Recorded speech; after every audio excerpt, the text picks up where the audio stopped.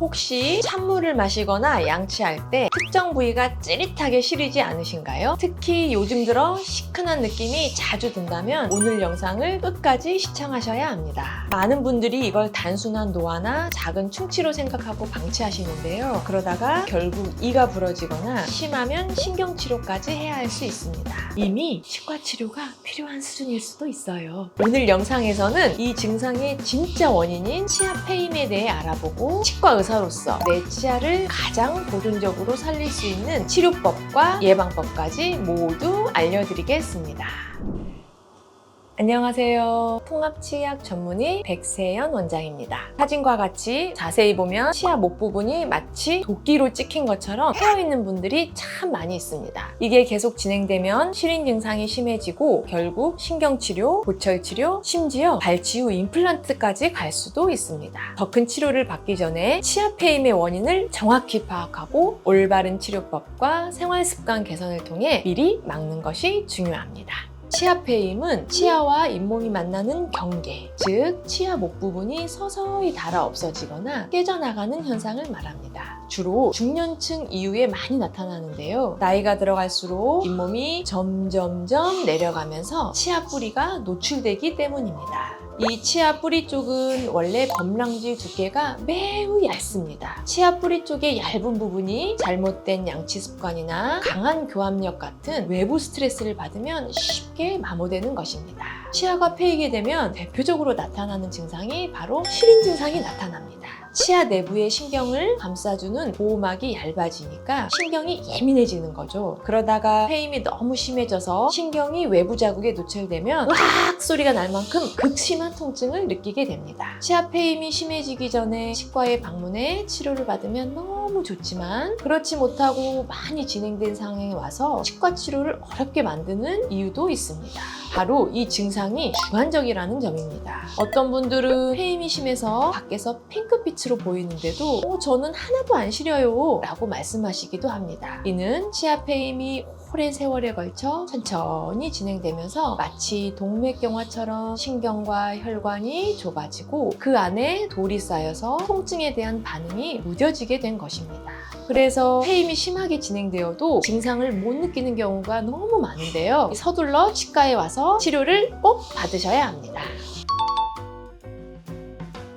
치아 페임의 원인은 크게 두 가지로 나눠볼 수 있습니다. 이것은 페임의 형태에 따라 좀 다른데요. 첫 번째는 U자 형태의 페임입니다. 잘못된 양치질 습관, 흔히 말하는 분노의 양치질처럼 좌우로 거칠게 문지르는 습관이 원인이 됩니다. 이 힘 때문에 치아 목 부분이 U자 형태로 깎여나가는 거죠. 그렇기 때문에 칫솔질을 할 때는 부드럽게 위아래로 쓸어내리듯이 닦아야 합니다.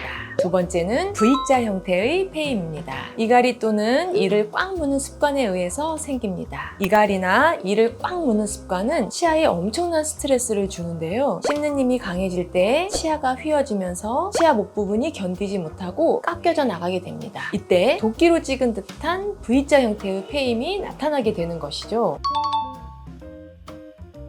치아 페임으로 인해서 생기는 시린 증상의 완화를 위해서는 시린이 치약을 쓰는 것이 도움이 됩니다. 대표적인 시린이 치약으로 센소다인, 시린메드 등이 있는데요. 시린메드 치약에는 코팅 성분이 조금 더 잘 들어가 있습니다. 치아 페임으로 인해 이가 시릴 때는 하루 3번, 양치 중 1번 정도는 시린메드를 활용해 코팅 성분을 치아에 발라주면 좋습니다. 페임 부분이 심해서 물리적으로 패인 게 많이 보일 때는 떼우는 치료를 진행해야 합니다. 충치 치료할 때 하는 레진이랑 같은 치료라고 생각하시면 됩니다. 떼우는 재료에는 크게 두 가지가 있는데 보험이 되는 재료와 보험이 되지 않는 재료로 나눠지게 됩니다. 보험이 되는 재료는 GI라고 하고요. 보험이 되지 않는 재료는 레진이라고 하는데 그럼 어떤 곳으로 치료를 진행해야 하나 물어보시면 일단 첫 번째로 레진이라는 재료는 주변 치아와 유사한 색깔을 가지고 있어서 떼었을 때 자연스럽게 어울리게 됩니다. 그래서 웃을 때 잘 보이는 곳에 치료를 진행해야 할 때 예를 들면 앞니 같은 곳에 치료를 하게 된다면 레진으로 치료를 하는 것이 좋습니다. 치아 페임이라고 하는 것이 치아 목 부위가 얇고 양치질을 옆으로 세게 하고 씹는 힘이 세신 분들이 더 잘 생긴다고 말씀드렸는데요. 이 말은 레진으로 떼어놔도 다시 떨어질 수 있다는 단점은 있습니다. 그래서 레진 중에서도 탈락이 거의 되지 않는 강화된 레진으로 떼우는 것이 좋을 수 있습니다.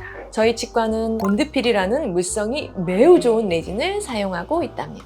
반대로 GI라는 재료는 몬드를 바르는 게 아니라 덮어주는 치료를 하는 거라고 생각하시면 됩니다. 색깔이 자연 치아와는 어울리지 않는 단점은 있으나 보험 적용이 되니 비용적인 면에서는 장점이 있다고 할 수 있습니다.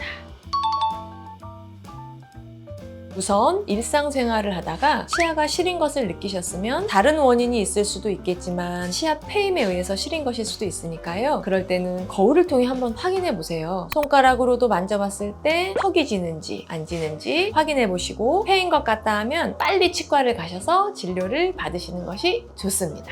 그리고 먼저 예방하려면 양치질을 하실 때 좌우로 하는 것이 아니라 상하로 빗자루처럼 쓸어내는 방법으로 부드럽게 하시는 게 좋습니다. 이렇게만 하셔도 치아에 손대는 일이 많이 줄어드실 수 있으실 겁니다. 그 다음 두 번째는 단단하거나 너무 질긴 음식은 피하셔야 합니다. 이런 음식은 치아에 무리한 힘을 가해서 치아가 휘면서 폐임을 더 빨리 진행시킵니다. 혹시 내가 잠잘 때 이를 갈거나 이를 꽉 문다 하는 것들도 치아 폐임의 원인이 되기 때문에 미리 체크해서 예방을 하셔야 합니다. 필요하다면 이갈이 장치를 하는 것도 많은 도움이 됩니다. 마지막으로 잇몸 건강을 신경 써주시면 좋을 것 같아요. 잇몸이 내려가면 뿌리 부분이 노출되어 치아가 더 잘 패이게 됩니다. 잇몸병으로 인해 잇몸이 내려가지 않도록 올바른 양치, 스케일링, 정기적인 검진을 하는 것이 매우 중요합니다. 잇몸 건강을 신경 써서 잇몸이 내려가는 것을 막는 것이 근본적인 예방책이라고 할 수 있습니다. 오늘 내용을 정리하면 치아 폐임의 대표적인 증상은 시린 것이고 잘못된 양치질이나 이갈이 꽉 무는 습관이 주요 원인이 됩니다. 그리고 치료는 레진 또는 GI로 때우게 됩니다. 가장 중요한 예방은 올바른 양치 습관과 단단한 음식 피하기 그리고 잇몸 건강 관리입니다. 이 영상이 여러분의 시린 증상에 대한 고민을 해결하고 더 큰 치료를 막는 데 도움이 되셨기를 바랍니다. 혹시 더 궁금한 점이 있다면 댓글로 남겨주세요. 걱정 많은 마음 정성 다해 치료하겠습니다. 지금까지 통합치의학 전문의 백세연 원장이었습니다. 감사합니다.